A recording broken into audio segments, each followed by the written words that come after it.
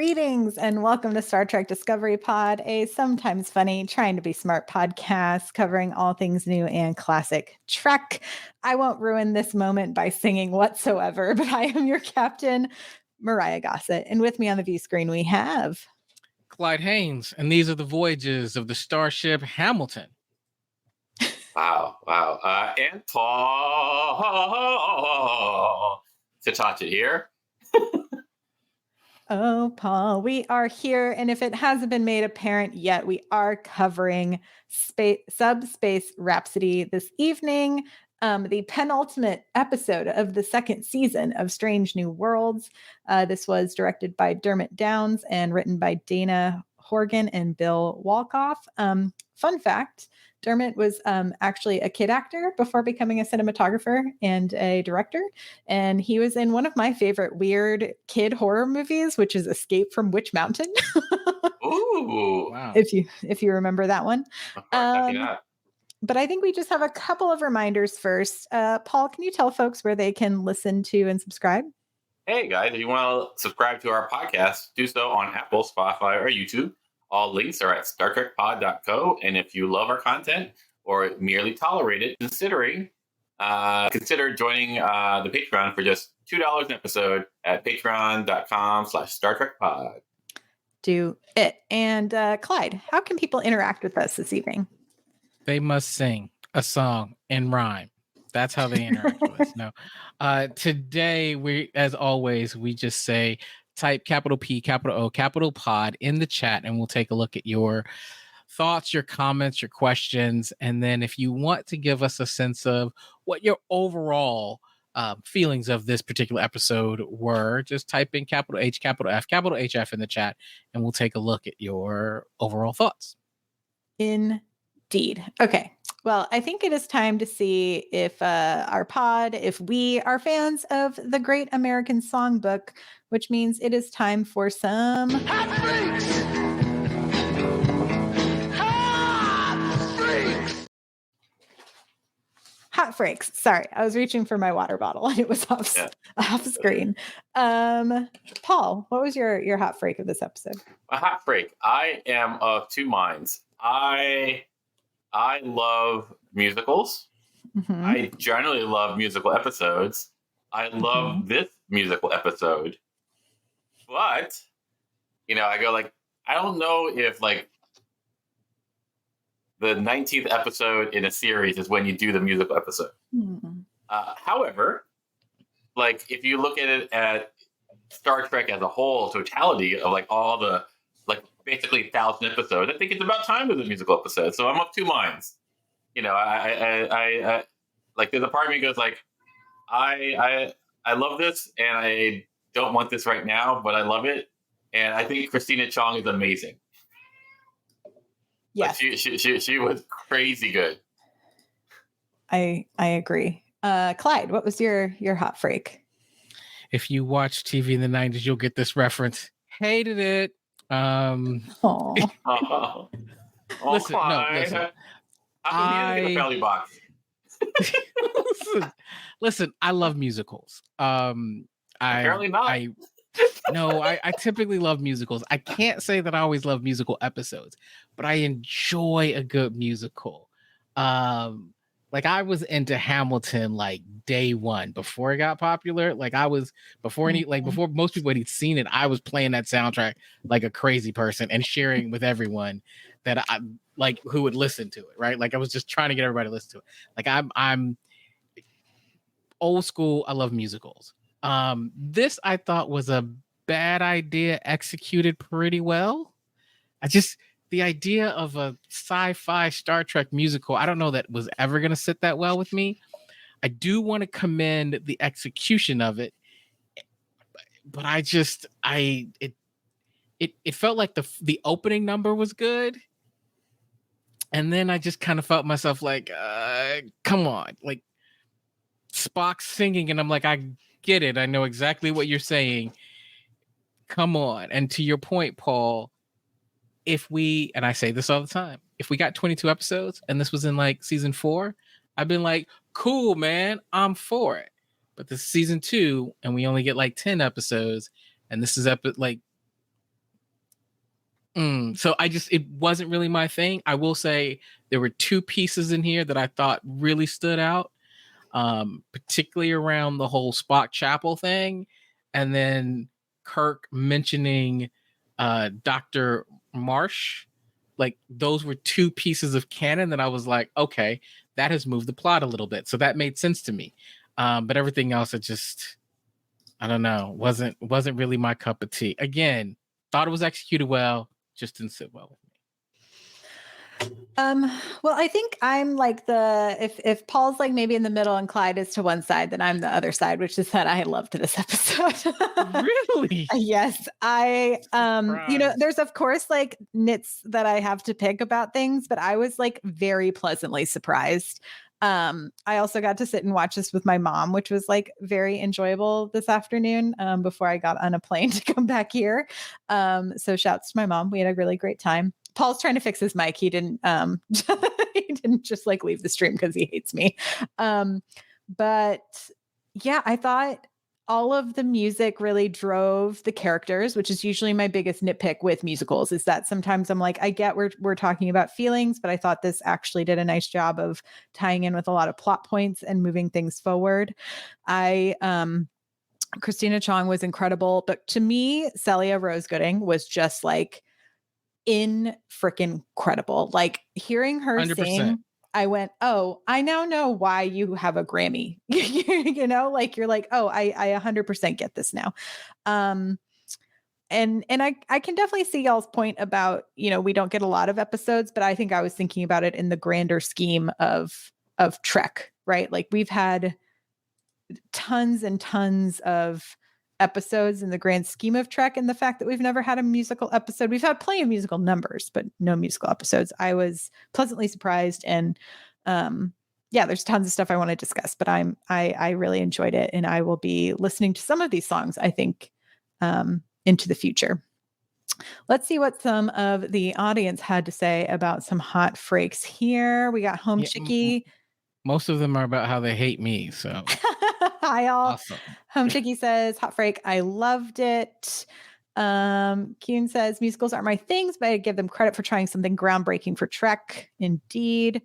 I agree. Choopy, very fun for me. A couple surprisingly moving moments, agreed. And I actually enjoyed it more a second time. I'll be very interested to see that. Let's see. Carmen, hot frake, loved it, especially Spock's singing voice. I know I'll rewatch this one time and time again. I'll grab a few more. Fire Sign 331, hot frake, once more with feelings, got a run for its money. Loved the Chapel song and the Spock reprise. I think this was Ramona Lee. When I saw the Klingons, I was expecting a hyped up Klingon opera. Did they end up doing dance music, or maybe it was pop? I'm calling it K-pop, as in Klingon pop. So a buddy of mine, he watched it early this morning, and we've been texting about this episode all day, right? And for the record, Tori, if you're listening, I'll let people know you actually did like it, right? So we've been going back and forth. We agreed on a couple things, but like we kind of differed. He did not like, I'm putting your business out there, T. He did not like the Klingon part. I actually did, and I hadn't told him this yet. But that was kind of one of the parts where I was like, oh, this is fun.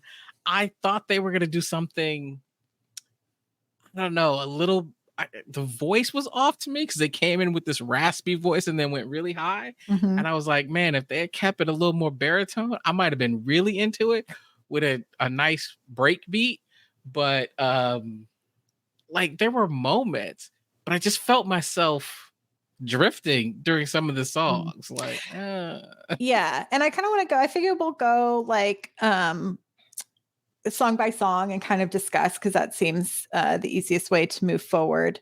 But there were the one thing I did really like about this episode is it also weaved in some TOS kind of featuring and some of the original series movies, right? So just to kind of discuss. So right off the bat, we see Chapel is applying for yet another fellowship. At this time, it is with, spoiler alert, her future husband, Dr. Corby.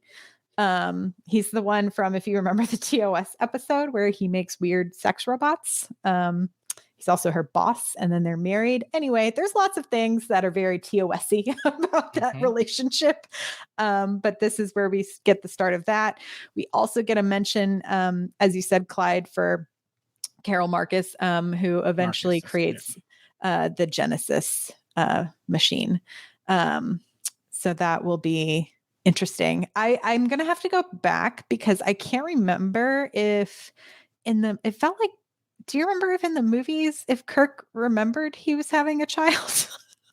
Like that was the thing that got me, and I'll be honest, I've said this many times. TOS is not like I don't have the deep knowledge of TOS. Yeah, that's probably the one that I have the least amount of.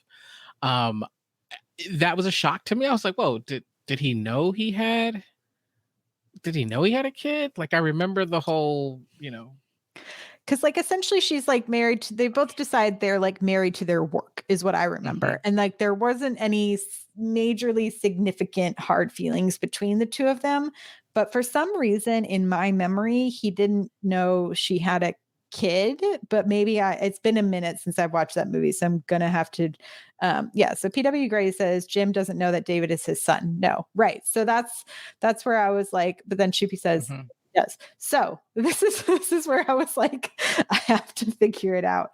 Yeah, I know he meets up with his son in Wrath of Khan. My thing is I can't remember if he had the son prior to that, but obviously they've decided he did. So those are some. I feel like in Wrath of Khan, it was a surprise to him. Like I almost Paul is back. Paul's back. I thought he was a surprise in Wrath of Khan. And I mean, we don't really talk about the Kelvin verse that much, but like she shows up in the Kelvin verse and it's like you, Myrriah. I enjoyed the fact that we had this reference to something that felt like, oh, it's TOS canon. Here is a hard link, right? Because it did feel for a moment as though Strange New Worlds was going off on their own, right? Like they were just setting up on their own timeline, and we were going to have a whole Handsome Mount verse, right? Like, because the way this is headed is like, oh, Chaplin and Spock are about to have this long romance, and Lon, who we've never really heard about before, is wooing Captain Kirk. And I was like, man, like it felt like they were just setting out on kind of this Lieutenant Kirk. Yes, Lieutenant Kirk. Right. Yes, but like now they've kind of anchored us into the TOS canon. It feels like, okay, you took us on this ride, but we're back in the right lane and we know where we're going. So I actually that felt a little like familiar, like home to me, and so I appreciated it actually. Yeah, I want to go back to what did y'all think about the opening credits, which will now be the suffrage of all a cappella groups going forward into the millennia? I usually skip over the credits, but then I push skip, and then you just hear like and they're like, oh no, I have to go back. I'm a sucker for those things. I love me some acapella, so I thought they were great. I agree with Paul 100%. I am too someone who will skip through the credits if I think they're the same thing over and over. Now, last week, because they did the animation, I made sure that I watched every moment of it. Right. This week, I pushed through and then went back, and I think I listened to the credits twice. One, because I was just fascinated by the acapella, because I mean, I'm a man of many interests. Yes, I'm a fan of the Pitch franchise. So acapella groups I kind of dig. Like I said, I like musicals. There's so much surprising pieces of information about you, Clyde. I know. I was watching Shrek with my daughter this week. I'm like an ogre. I'm like an onion. I've got layers. No, Clyde, you're a parfait. You're a parfait. Yes, thank you, Paul. So, but I think the second and a half time through, I was looking for the names of who was composing this. And I was like, well, how do I feel about the music? And when I found out that it was partly written by Kay Hanley, who also does the Ida Twist Scientist theme kind of music for that show, and my children walk around the house singing that I was like, well, I can't be mad at it. I actually really enjoyed the intro. It was one of my favorite parts of the show. Yeah, so I thought we'd go kind of track by track and we can kind of talk about them. So we start with, I think, kind of the most, I'd say, like, it feels like if you were to write a Trek musical, this is the song you would write, which is the status report one, right? Where they're kind of going around and everyone's like, what is happening? We're all singing. Why is this going on? And like we get everyone kind of giving their, oh my God, I'm singing. I don't know why, but I'm still going to do my job. The thing that kind of made me a little disappointed though was of all of these songs where everyone's finally revealing big pieces of their character and having these giant aha moments, all we get from Ortegas is I'm a pilot and I fly the ship and then status report. And then she just has some chorus moments. And I know that Melissa also comes from musical theater. And so I was a little sad we didn't get like an Ortegas number somewhere, at least like an interlude. You know what I mean? But what did y'all think of our first opening number? At first, well, like I was going like, oh, Ethan Peck is pulling this off. His opening number really surprised me. I will say his second number was a little bit harder for me.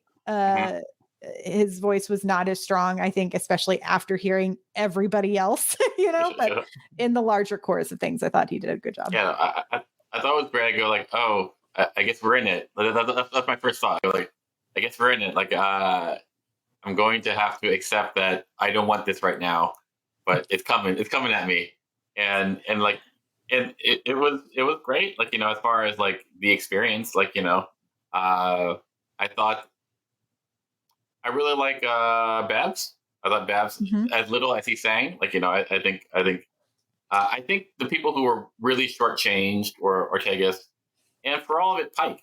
Pike has the dumbest storyline, Well, I think he also has the least trained singing voice. Oh, it wasn't good. Sorry, I hate to say it wasn't good. Wasn't great. Yeah.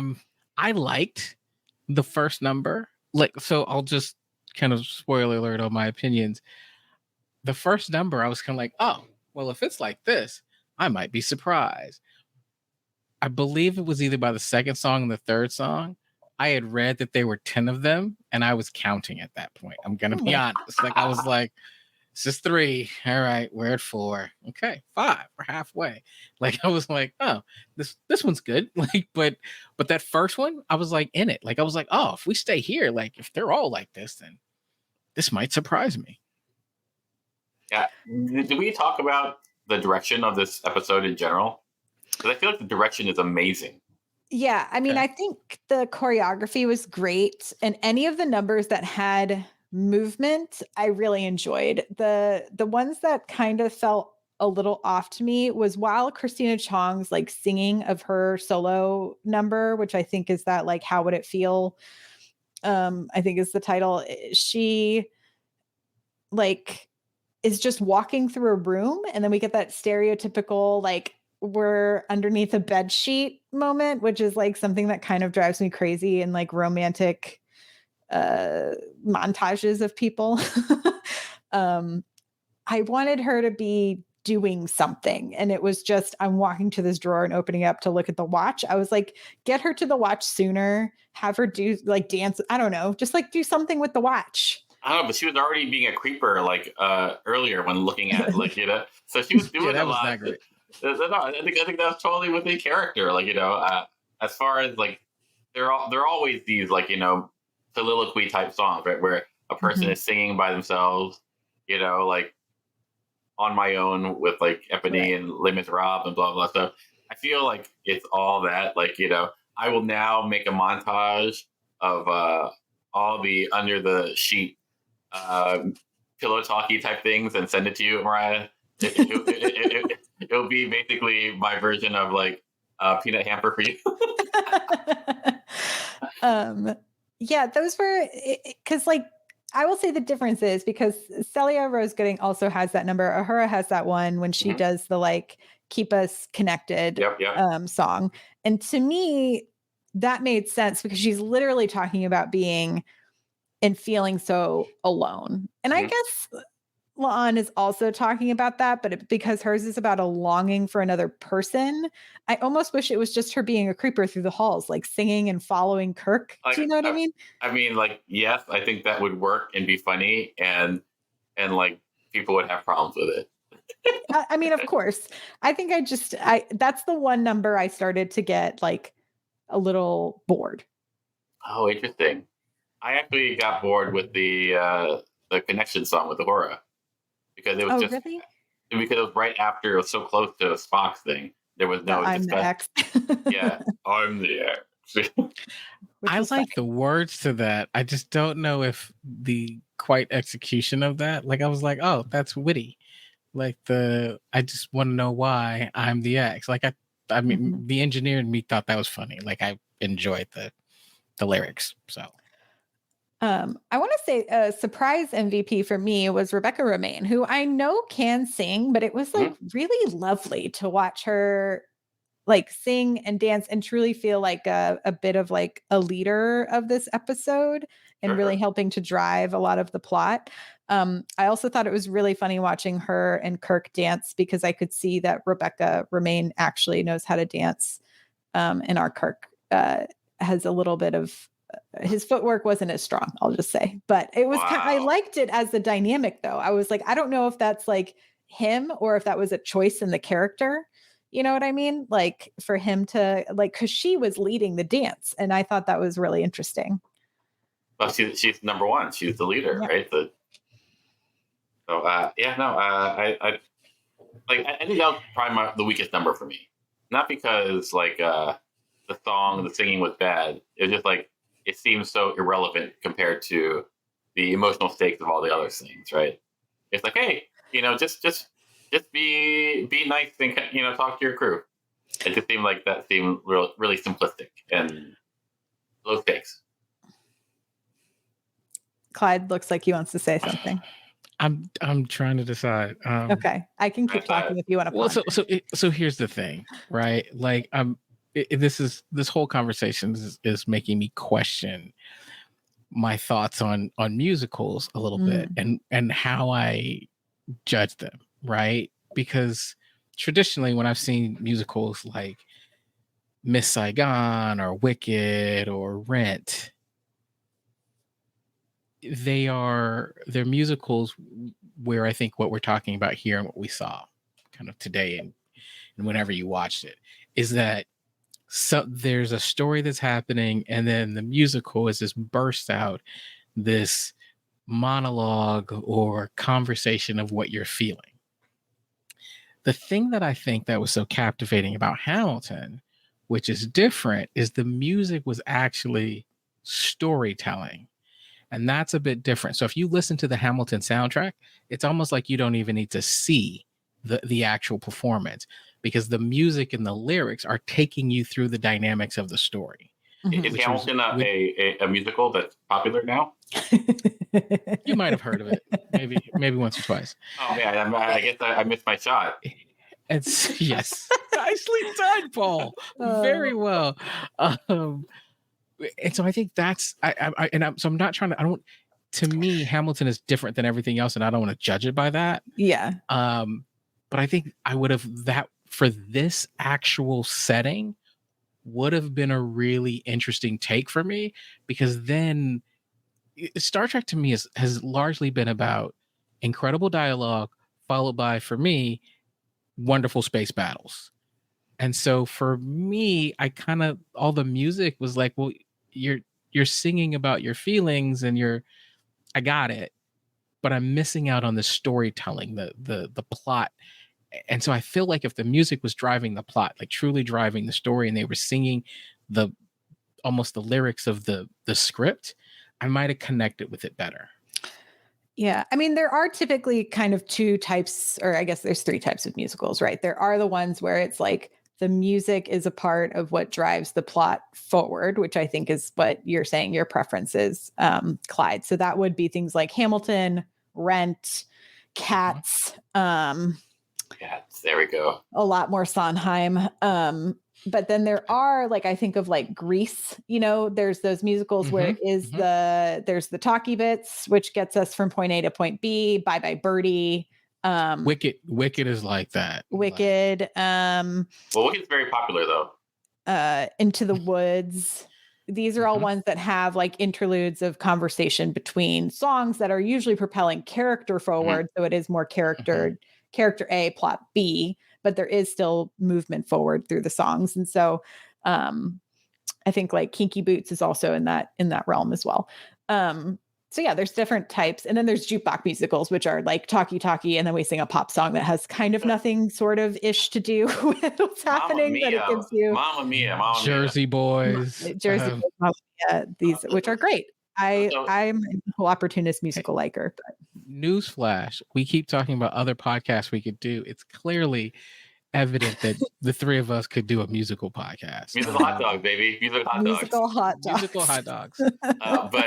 But actually, like, to respond to you, Clyde, I feel like what you're saying, if you don't mind paraphrasing, is that you wanted it to be a Star Trek episode that was a musical as opposed to a musical that was a Star Trek episode. Does that make sense? Like, because one is a spectacle. Yes. Yeah. Yes. And so I feel like they really they tried to make a musical fit in the Star Trek universe as opposed to like, oh, here's a Star Trek episode and it has musical bits about it. And I could definitely see that, like, Right. So literally what I may need to do is go back and watch this for like a third time with a different lens on it. Right. And I might appreciate it more. Like I said, to say I hated it is probably strong. Right. Curring said something in the chat earlier that I was like, he's not wrong. He said he liked this episode more than the last episode of Peanut Hamper, or the last Peanut Hamper episode, which I was like, I agree 100%. So if that's the bar, this is, I don't hate this episode. But I maybe, I don't know if my frame of reference was off. Like I said, I really did think there were elements of this that were done really well. I was just struggling to really connect with it. Yeah. And I care, like I care about this stuff. Like I'm invested. So it missed me. And I think, to your point, Clyde, it sounds like you enjoyed the numbers that were those ones that are more plot driven, because I think that was the other thing, was this was truly kind of a love letter to a bunch of different types of musicals. It's like there are Sullivan numbers. There are those like jazzy Chicago style number for that I'm Ready, which I thought Chapel's number was one of my favorites of the episode. Agreed. Was that was I'm Ready? Yeah, right? Yeah, I'm Ready. It was killer. I enjoyed it. Although once again, like, you go like, oh, that's what happens when you date a damaged person. Like, because I was going like, oh, she's really pulling Spock through the ringer. So music aside, I'll say the one disappointment that I had was kind of how she handled that situation. Like, it definitely was a situation where you basically talked to the whole crew and then sang a musical number before you actually had a conversation with your person. I don't want to call him not like a boyfriend, but I guess it's just like the guy you're talking. Like, I'm old, so I'll just say like the person you're talking to. The situationship. Your situationship. Thank you. Bring me into the millennium. But I felt like she should have had a conversation with him at some point before basically having a party to celebrate her getting in. Like that's kind of harsh. And not inviting Spock to that party where he goes like, he's going like, yeah, I was invited. But like, justice for Chapel, I will say like Boimler really messed this up the 2 episodes ago. Because if you're dating someone and someone from the future goes, oh, who are you? Because like this person is like the most important person in the universe, and there's nothing about you. It would screw with you. Yeah. Well, yeah, I think this was honestly one of the better, I thought this musical did a good job of really highlighting the emotional arcs individually for Chapel and Spock, whereas we finally get to see kind of Chapel dealing with the information we get from Boimler. And then I think we also see the repercussions of Boimler pointing out to us that like Spock is a little too happy right now, and now we're gonna get sad Spock. Sad emo Spock is back like after this episode. So I'll be really interested to see what he's like next ep. I also, there were some moments with, I'm still like, I know it's not going to happen, but there were some glances between Mbenga and Chapel that I was just like, maybe she's like seeing the error of her ways, that the chemistry was with this other person all along. I don't know, man. I think you're wanting it too much. I am wanting it too much. I'm with you, Paul. But mentor mentee. What did we think of Pike and Batel's kind of tete-a-tete on screen? One, I think we just have to acknowledge that while Anson Mount is an incredible Pike, he is not our musical leader. The best thing about that scene was when they cut it off. Yeah. Or not Spock, when Leon was like, yeah. Mm-hmm. Like I think for me, like what, and this is just my take. Like, I feel like this season has really underserviced Pike, and like there hasn't been really a Pike episode unless you include the episode where half the episode he didn't know who he was. like everything else he's just playing like cheerleader, and I'm actually fine with that, except for the fact that he, for all of it, has one of the more compelling storylines, and that is like, hey, just so you know, you're destined to like the BP box. Yeah, the BP box. And so, and I know you can't hit it forever, but like, here you have one more episode, and is it going to be a Pike episode? It's going to be Ortega's episode. And so like, yeah, I'm hoping we're going to get a little bit more Pike and Ortegas this next episode, because it is our Gorn finale, based on previews, #spoiler alert. But I think too, I will say, I think it's a bit of a logistics thing, because I know Pike's child was born at the beginning of them filming this season. And so I think there was some strategery in how much he was in, so that he didn't have as extensive of a filming schedule. And we're glad he had a kid, and like little baby peanut hamper, like I was like, get back to work, dude. Tiny peanut hamper. I will say I agree with this. Like, I am definitely over the Pike Batel. Miss Powell prediction that Batel is going to die next episode. I could see that happening. The minute that she said priority one, I got a priority one message. I was just like, you out of there. Like, so long. Like, you're not coming. That's not happening. You're not coming back from that. Like, I immediately knew. Yeah, Pike has a holiday name out there, but no one ever talks about Batel. Yeah, I don't have a good feeling for her future. I am very excited for me personally for a Gorn episode, though, because I already saw we get puppets, and you know how much I love puppets. I did not know that, actually. Oh, you did? I love puppets. No. Myrriah is a huge puppet fan. Like, no. Okay. Good to know. Myrriah is to puppets what I am for ship-to-ship combat.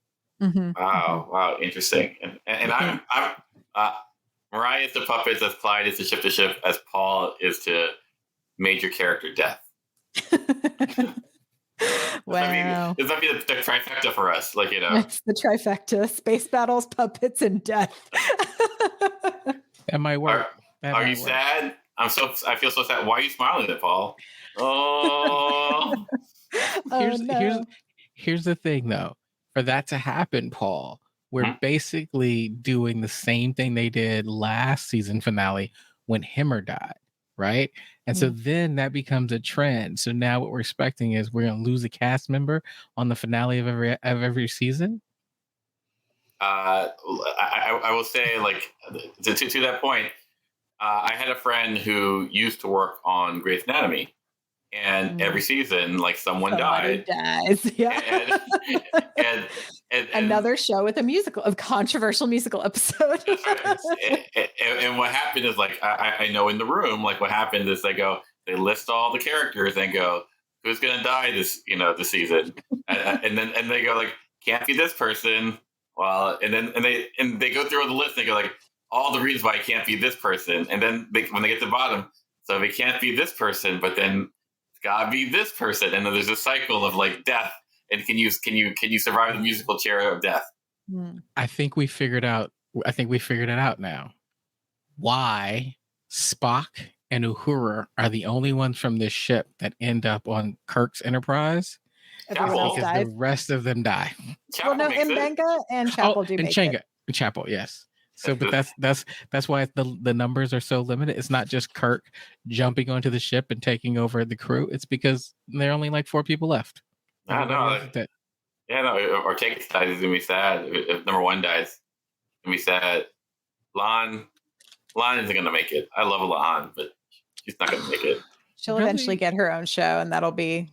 No, like she'll have to like I don't know. I don't mean in the Star Trek universe. I mean, she's probably going to get offered a leading role somewhere. Yeah. And I'm watching that show. I'm watching it every week. I'm watching that show. Yeah. I wanted to talk about. I thought one of my favorite numbers was La'an. Speaking of number 1 and La'an, is number 1 and La'an's kind of moment where they turn off the gravity and do some fun floaty bits. Were they defying gravity? They indeed were defying gravity. Paul, so for those of you, like, we are nerding out on the wrong thing. For those of you who don't know, Defying Gravity is one of the key songs to the musical Wicked. Does anyone not know the Defying Gravity song? I'm sure. Oh, I mean, I've been singing in my head for the last 15 minutes. So there's a really funny video of like, I shouldn't say funny, but it's like kind of an incredible video of every actress who's played Elphaba from Wicked, and they cut all of them doing that really intense vocal moment at the end of the song. High G. The high G in succession of each other, and it's really intense.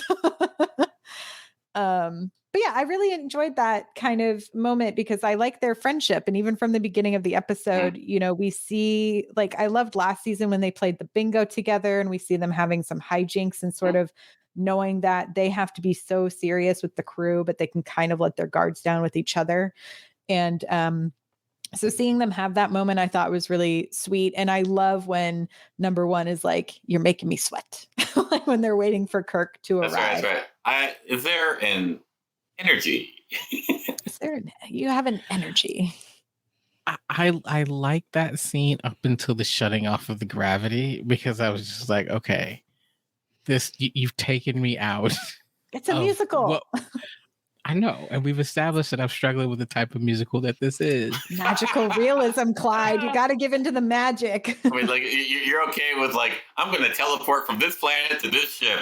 No problem. Turning off gravity. Like, no gravity dancing for you. No gravity dancing. I mean, here's the thing. If we were in a situation where we've seen people turn off the gravity just for the sake of dancing, which, by the way, I think is a marvelous idea. And if I was on the ship and thought I could do it, I might do that. And just listen, if you're a single guy trying to make your move on a woman, I got to tell you, 0G dancing, if you can pull it off, might be the deal closer. Well, so I'm for that. But but the canon, like in Deep Space Nine, there was that episode where Bashir had the alien who had the weak bones, had to be in a wheelchair because she lived in a low gravity environment, and her room was gravity light. So they have turned off gravity before. I mean, canon wise, I know that you don't care about canon, Myrriah, but, like, I'm just saying it's in there. It's in there, Clyde. I think you're just being a hater. I'm not a hater, but that's a fair point. Canon wise, I'm a fan of 0G dancing. Just that seemed like superfluous. Like, oh, let's just... as opposed to the Klingon knife dancing. Touche, but I enjoyed the knife dancing. The knife dancing, the in-sync Klingons were so good. I wanted to talk a bit more about the La'an and Kirk moment. We finally get her sort of dancing around protocols in order to be like, hey, this is why I'm weird around you, so that I can kind of let you know. And I thought it was really sweet to see La'an sort of get into that more emotional headspace and to get vulnerable. Now, Paul, I think you were trying to adjust your mic, but do you remember if Kirk knew he was having a kid in Wrath of Khan? Like Kirk knew he had a kid. Okay. Yeah. That's what I was trying to rack my brain and remember because it's been a while since we watched that movie. And basically when they met, and he goes, "You said to stay away. I stayed away." Right. You know, so that's David. David, blah blah blah. Yeah, whatever. Yeah. I thought the scene with La'an and Kirk was great because they didn't sing, and it was forced La'an to be, open as not a consequence of this quantum improbability field. That's like, here, I'm a person. So like, once again, I'm really happy with the emotional development that people are making. Like, so I think that's great.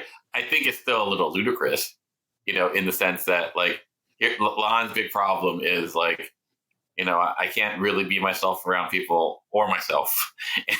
and I fell in love with this dude in the past. I think that's a little ridiculous because, like, how I feel about hot dogs and no ketchup. But but welcome back to Hot Dog Chat. But if you accept that is the premise, like, then they mapped it out pretty well to get to this point. I have to say that I was really happy that they didn't work out when she explained why she liked him. And it was this whole idea of, I like the way you look at me because you don't know who I am. Mm-hmm. And I was kind of like, I don't love that. And then he was like, well, what about how the alternate Kirk? And he was kind of like, what about this? Well, I kind of like the way you look at me too. And I was just thinking, for me, I was like, no, like the way he looks at you because he knows exactly who you are, right? Like, and that you know who you are. And like, it just, I'm rooting for her to be more whole and healthy. And not this like, oh, well, because you don't know who I am, I feel okay with you. Like, no, like, have somebody embrace all of you. Yeah. Right. The quirks, the sad parts, the happy parts, like that's what I want for Lon. Not this. It almost felt like, I don't know, kind of like a consolation prize. And I was like, no, your value is way more than that. And so I was actually happy that at the end, what we saw, she was like, no, I'm actually happy the way this turned out. And I'm excited that I think I can take risks now. And I was like, yes, growth. Yeah, you're going to get there. Yes. And so I was actually happy the way that turned out. Yeah, I agree. I wanted her to see her own value and not have to have someone else see her value to see her value, which I think is what you also just said. But I also wanted to, and now I've forgotten where I was going to go. Oh, Will Wheaton brought up an interesting point in the Ready Room today, which was, is it possible that because we're now seeing, Kirk and La'an's relationship, does that in the future affect the way that Kirk treats Khan? Well, we questionable on that in that account, Paul. But how he treats Khan, because he now knows that this is someone who's related to someone that he knows and is this person's, kind of direct ancestor, and is perhaps why he banishes him to the planet rather than something more extreme. Right. And I thought that was a really interesting point that that is, so often I think we're always looking for the TOS references or, references from the other shows in our new Trek, but it's interesting to see how the writers are perhaps working out what happens later on and creating those motivations for those characters later. And I thought that was really interesting. What do y'all think about that? Ooh. Did you feel that stranding Khan on Ceti Alpha 5, or was it 6? I don't know, Ceti Alpha 5, so, whatever, like, was a mercy as opposed to go to Starfleet prison? I don't know. It comes down to... I did. Because it seems like here's an opportunity for you to reprove yourself to humanity, So, I mean, it struck me as puzzling. And again, I recently rewatched this because because we had to think about our top 10 episodes, this almost made my list, but there was a little too much cringe worthiness that I didn't think it aged well, so I stopped. But when I rewatched it, like I didn't understand, like here is this character who on one hand was a key figure in the genetic wars, right? Mm-hmm.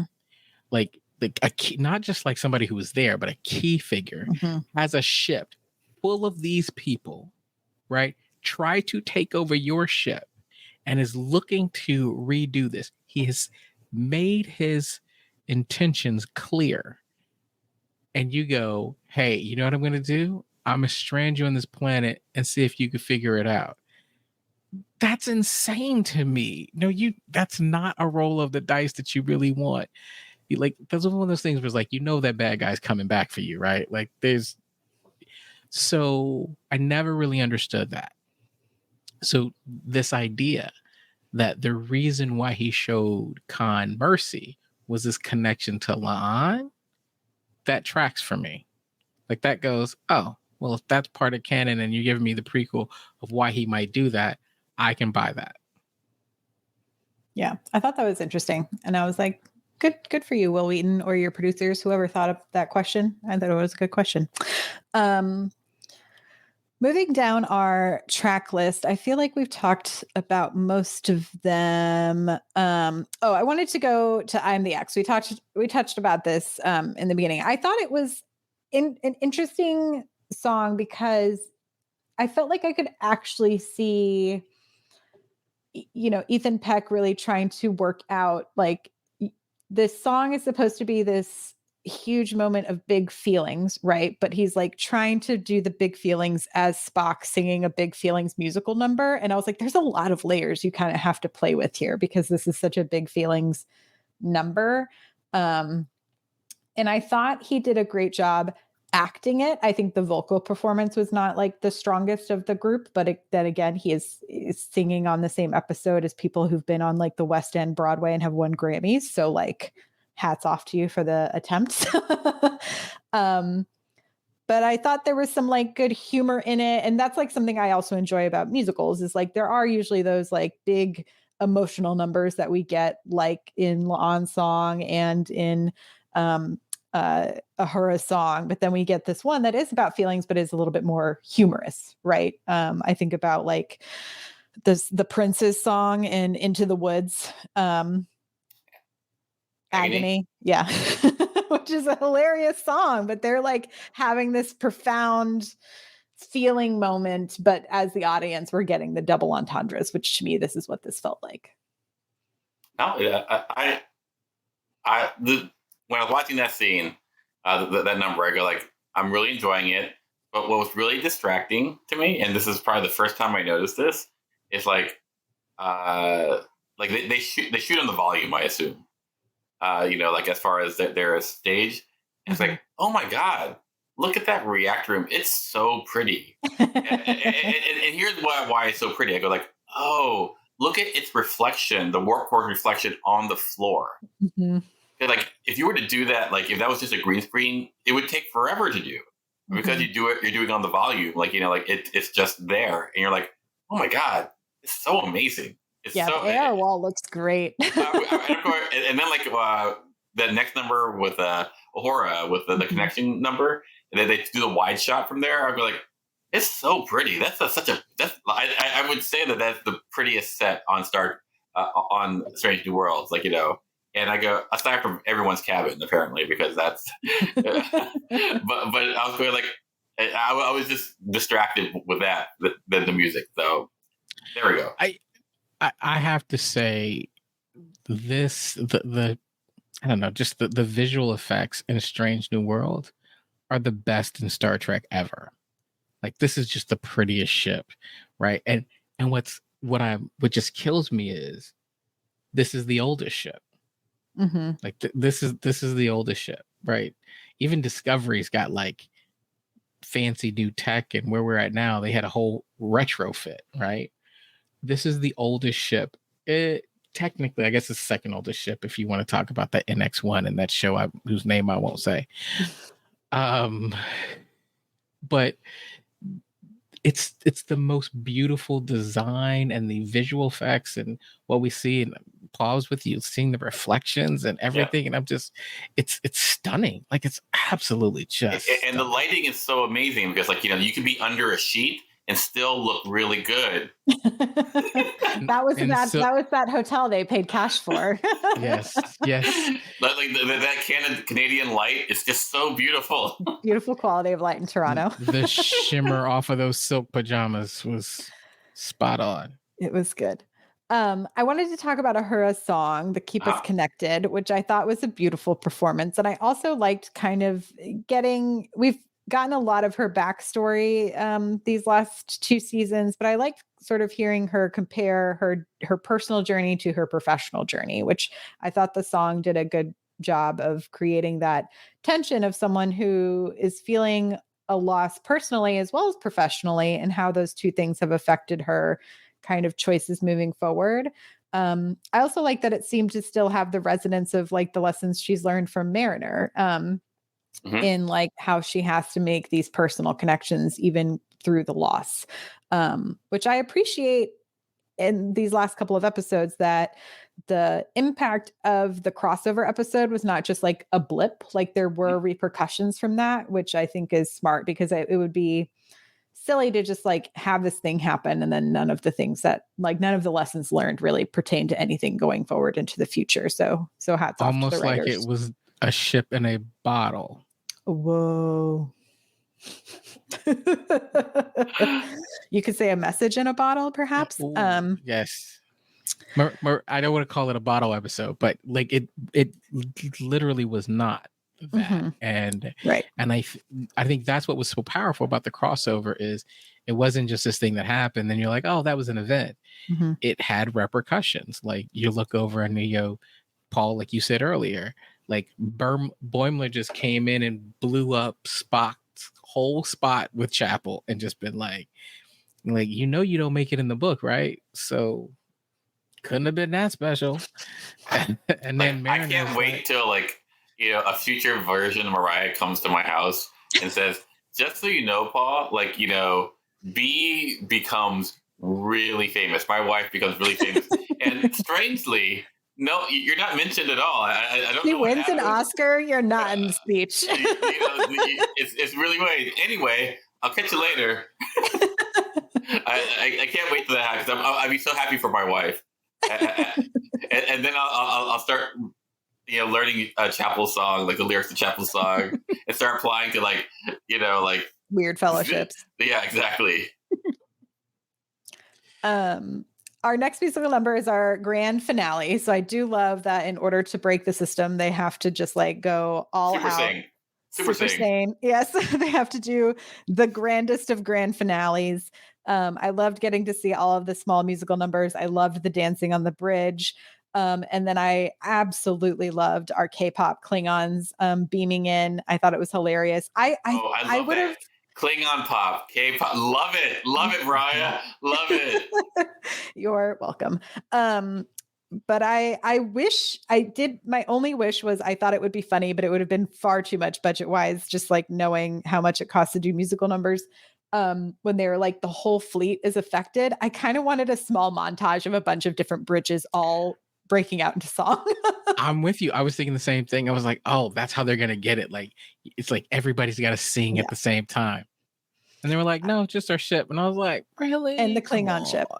And the Klingon ship. Which had some moves. Also, Bruce Horak was the lead Klingon. So we had the actor who played Hemmer was back on the show.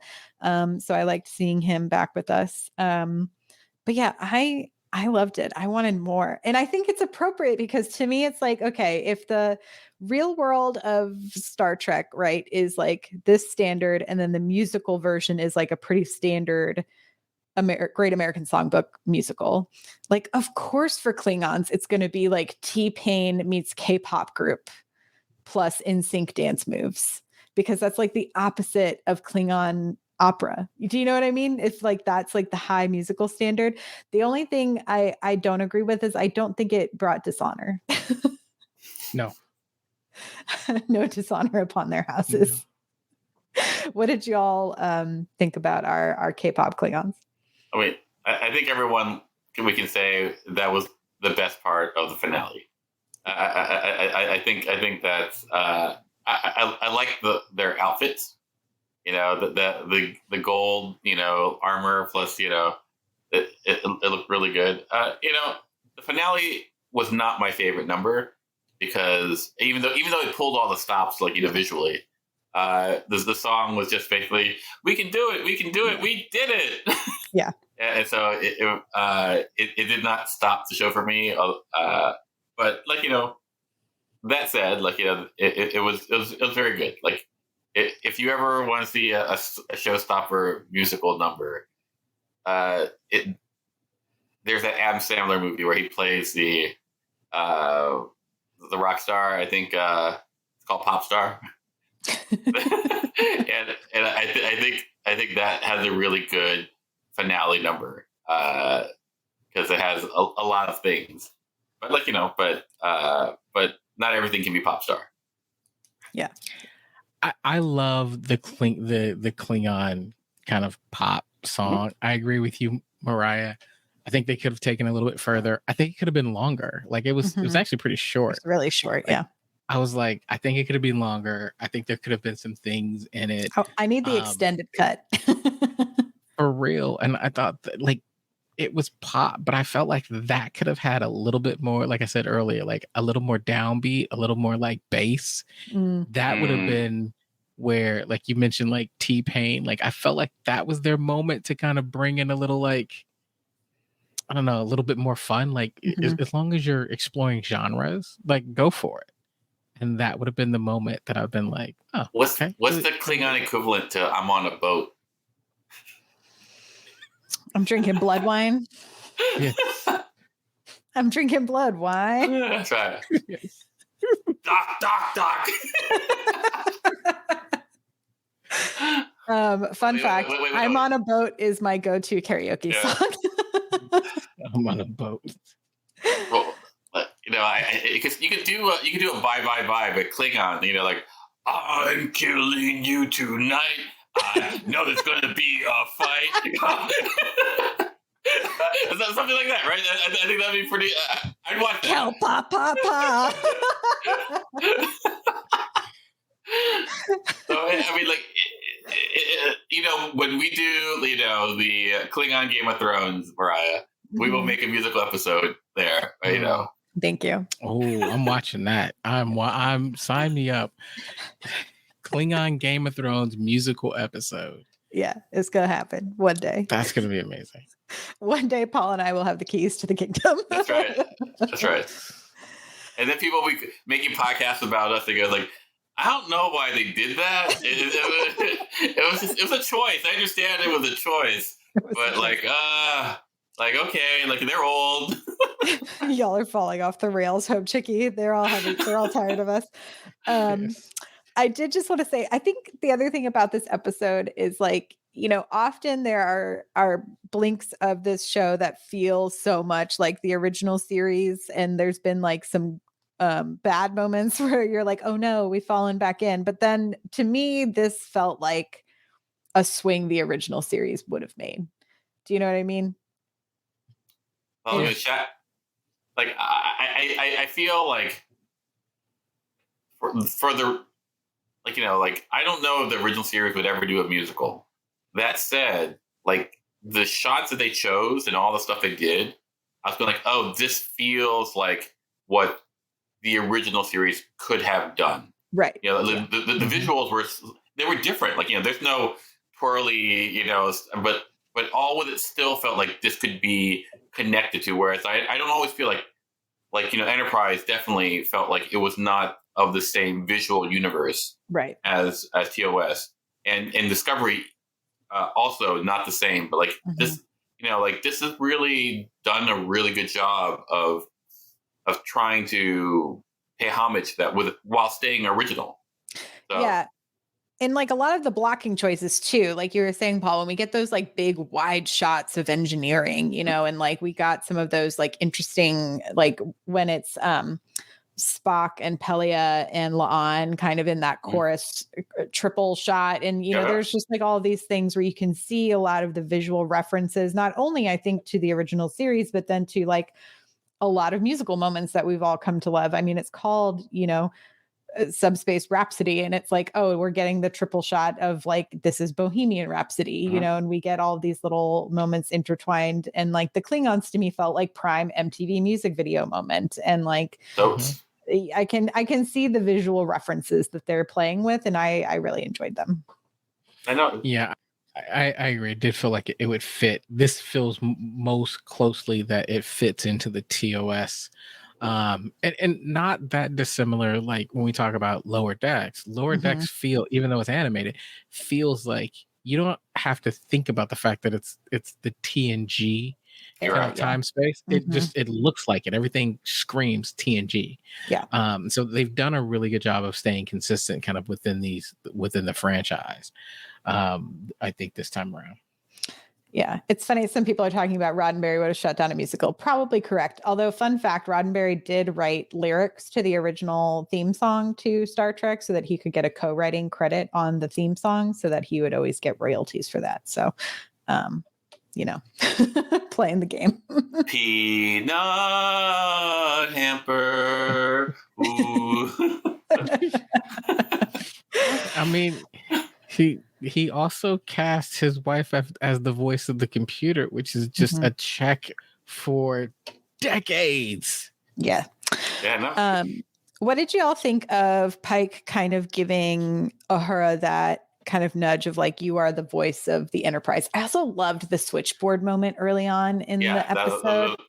It was really well cut. It was really well cut. Yeah. This is the second episode where Uhura saved the day. So like it felt a little Uhura heavy as far as the narrative, not So I was like, oh, okay, I guess she should be the one to carry the musical number. Yeah, I mean, with the vocal talents on this show, she was the correct choice for this episode. And so, but like from a narrative standpoint, I go like, it's not my favorite. I feel like now there's like a misbalance of how I know people. Like usually it would go like in old Trek it would go, you got Picard, Riker, Data. Those are the three, and then it just became Data, Picard, and then you start going into ancillary episodes where here's a Riker episode, here's a Worf episode, here's a Troy episode, blah blah. Right now, I know very little about Picard or Pike aside from season 1. And now we have all the we're I don't say bottom heavy, but like we're the hierarchy isn't in play here in the decision, and so you go Clyde. It's interesting. So a couple points here. One, I love the switchboard episode. I feel like as musical shows go, it reminds me of the things where you're like, if you're doing this musical in a bar, like a coffee bar, like you'd hear like the coffee machine going and the cups going and like, so I thought that was just excellently done. And I was, it's like Cups and Pitch Perfect. Yes. It's perfect. Right. Like I was like, that's great. Paul, to your point about how we know people and whether or not this kind of episode kind of helped us, it feels like it's a little spotty. And part of that is because not so much in Strange New World, but we've been with Pike and Spock for quite a long time because we got originally introduced to them in Discovery. Sure. Fair. And so we started to see that, and we've gotten a lot of Spock. Sure. Like in the course of this, like we probably know more about Spock than anyone else because we also had Discovery where we were learning about Spock's family. Right. For like Amanda's been with us for like 6 years now. Right. But then when you look and say, okay, how much do we know about Chapel? Like we had a whole Mbenga episode, kind of like 2. Still don't know if I know a lot about Mbenga. I mean, we also had his daughter episode, but then we're in the season of 2. And other than she's a great pilot, we know nothing about Ortegas. Right. I barely even know the name of the woman who sits next to Ortega and smiles a lot and nods. Mitchell. Mitchell. You said what? Mitchell? That's her name. There you go. And that's anybody got a first name? Anybody got a first name? Anybody know a first name? Mm-mm. Okay. Asian Lady Mitchell. Right. She is the what was the character that Ariam on Discovery? Sure. We just everybody's like, oh, she died. I'm like, please stop pretending like we knew about Ariam before this episode. Her name's Jenna Mitchell, by the way. She's a Lieutenant Jenna Mitchell. Lieutenant Jenna Mitchell. So I feel like there are a lot of spots along the bridge that we don't know. We're getting a little bit like, honestly, I feel like we know more about Samuel Kirk than we do half of the bridge crew. So here's another like random thing. Like throughout all of Strange New Worlds, I go like, I don't know about Sam Kirk and his mustache, but it's really growing on me. I love the mustache. I really wanted a brother duet in this episode. Yeah. Yes. Like that would be great. Like, I feel like, Sam Kirk is a good looking dude, even with the mustache. I think it's not even with. It is Sam Kirk is a good looking dude. Plus he has a mustache. Okay. Yeah, I would have loved it. It's a full-on Tom Selleck mustache. But like it is. It looks like a bit of like a very well groomed like pipe cleaner kind of thing. Like it seems like a very thin mustache to me, like intentionally thin. Mm-hmm. But maybe I'm seeing it wrong. I just want to call him, Sam Kirk PI. like have him wear a Hawaiian shirt. Oh, Hawaiian shirt. Shorts and a Hawaiian shirt. Yeah, that's right. I'm looking for the helicopter. Like seriously. Bring it on. For those younger viewers, there was a show called Magnum PI. I think it's on a streamer now. You can still watch it. With the longest opening credits ever. Yes. You can join us on our Substack, Magnum PI. It's under the hot dog stack. And we're not talking. Hey, and we're not talking about the CBS reboot because they did reboot it. Yeah. No, original only. Yes, all of those shows that came out. So obsessed with helicopters for a period of time. I feel like every network TV show had a helicopter. Hey. I think what happens like helicopters became cheap to rent at one point in the 80s, and they go like, we can do this. Listen, if you guys start bashing on Airwolf, this podcast ends right now. That's all I'm saying. And the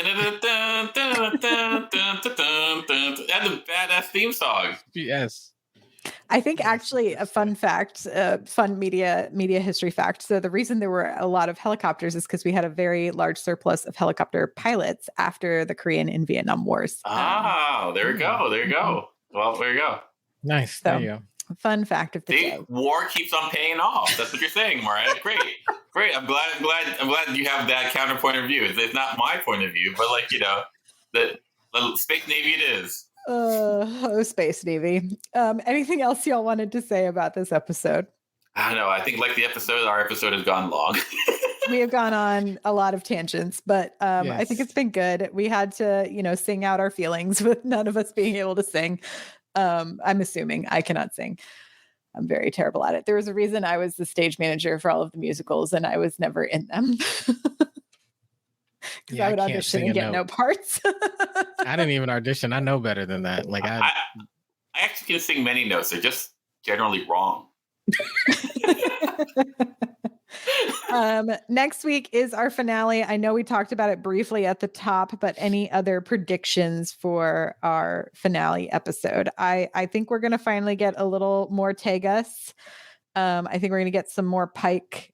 And I think we said it before. I think Battelle might meet her maker at the end of this episode. Yeah, like I'm never looking forward to someone dying. No, that's not true. That's not like you love main character death, Paul. That's not true. I hope it's earned though. I hope it's not gratuitous. Yeah. I hope it's not Tasha Yar. No. But yeah, I mean, what I really want is Ortegas saves the day, and Battelle's like, "Screw you, Pike. I'm just gonna go date Ortegas now." Pike should not date Ortegas. No, not Pike, Patel. Patel. Yeah. Patel, No, I don't- the captain, should not be dating someone who is that's not a good power dynamic. Like we Not started the same ship. Not the same ship. we started this whole where like oh look at that, Pike is hooking up with another captain. You could do that. Captains go hook up with that was where we're like this is gonna be a different show because like there isn't an abuse of power. Brings up. Do you think we're finally gonna get a remake of an adult Gorn? Puppets, baby. Yes. Puppets. Yes. Well, besides, listen, I also don't want to see Patel and Ortegas together because I don't want Ortegas to fall for someone who is then eaten by a Gorn. So Yeah. that would not be good. I any predictions on how many people die to Gorn attacks next week? I don't. I think it'll be Patel, and I don't think there'll be like what I'm looking forward to is the Chapel Spock breakup. That's what I'm looking forward to. I thought didn't they just break up? Oh no, but they broke up officially. But she's probably going to leave for 3 months. Mhm. So like I want to see how that is, or if she gets hurt and Spock has to fight a Gorn to save her. Like or something like that. Because I should have never broken up with you, Mr. Spock. Blah blah blah. I don't know. Like but like I'm looking forward to see how that resolves. I still think Chapel is a hot mess. Listen, I'm sorry, I'm laughing, but Stress Free Kate brings up a very good point. We gotta see the adult Gorn fly the ship. I need to see them little dinosaur arms at work. I just need to understand how this works. But it's gonna be great. I'm excited. I think it's gonna be a good time. Let's see. I think that is it for this week, y'all. Next week is the final episode, and we Lower Decks will start in September. I think we'll probably take the week after the finale off, and then we'll come back with some fun content for y'all. In the meantime, we'll kind of take a peek at maybe some classic Trek to review. Let us know if there's anything you would like us to talk about in that downtime. You can subscribe, rate, and review on Apple. Leave us a review on Apple Podcasts. It helps people kind of find new people to listen to, and it's super helpful for us. You can visit StarTrekPod.co to find links to everywhere you can listen or watch the episode, as well as to our Patreon. Clyde, can you remind folks where they can find us on Twitter? And also, we're on Instagram at the same handle. At Star Trek Pod. Come check us out. Do it. Thanks, Karen, for helping run our Twitter. I'm trying to decide if we're going to get a Threads. TBD. Thank you all again so much. We will see you all next time. Live long and prosper. Bye-bye. Bye, everyone. Wait. Bye. Come on.